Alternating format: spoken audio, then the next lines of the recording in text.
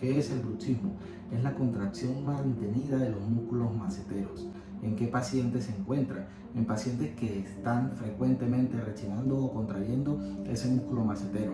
Dar prioridad a los síntomas. ¿Por qué? Porque la toxina botulínica en los receptores del músculo macetero lo que va a hacer es disminuir los síntomas, afinar el rostro, que mi paciente se encuentre más tranquilo y que no le duela. Importante destacar que este paciente tiene que ser valorado en su integridad, usar férulas de descarga y usar otra serie de medicaciones que van de manera escalonada.